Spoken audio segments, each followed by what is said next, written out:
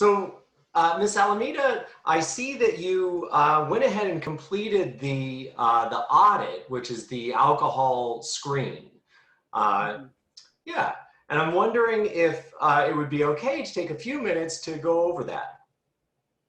Sure. Okay, great. So basically, it gives you a score based on just those three questions, and the overall score was 5. Um, which is a combination of the first item for which you scored a 4, indicating that you typically drink 4 or more times during the week. Hmm.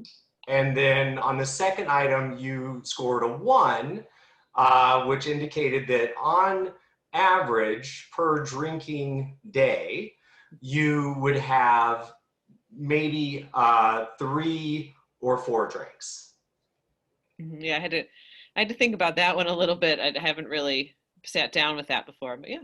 Sure, sure. Okay. All right, really good. Well, I see you really put some thought into that. So that's I appreciate that. So that score of 5 then, it does place you just over the threshold into the category of what would be above what's considered to be like the safe drinking limit. Hmm. So it's slightly above what we would typically just recommend, meaning that it puts you at some increased risk for health complications. So what do you make of that? Well, I think it's unexpected. Yeah, I definitely, I know I drink a lot less than my friends do, kind of on purpose, you Hmm. know. Yeah, you make a real conscious effort. You're very aware of that when you drink. Well, yeah, I mean, I guess, I just know that they tend to drink more than I do, and yeah, I guess it's surprising to me, and I think I look out because my my mom drank, and I never liked watching her, and so I'm always really aware when I'm drinking around my kids. So I'm fine. Yeah. Sure, sure. Okay. All right. So yeah, you do pay attention, and you're aware that you don't drink as much as other people, so it's a little bit surprising. Yeah. And this also raised some concerns for you. You said you have some family history that has given you some pause here. Well, I guess I haven't really thought about it that much, but I mean, yeah, my mom tended to drink a lot. She was always the kind of loud one of the group, and I really worked to not. I don't, that was really embarrassing for me when I was a kid, and so I really don't want to put my kids through that. So that's why I pay attention not to be the one that's drinking a lot. Yeah.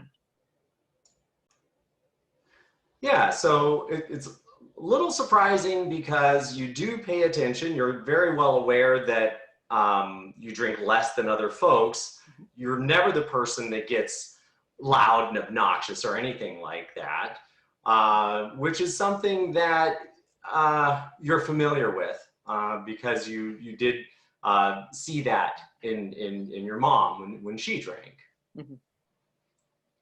So, yeah, is there anything else about that you want to share that in terms of what it is that really concerns you most, or would be most important to you to avoid?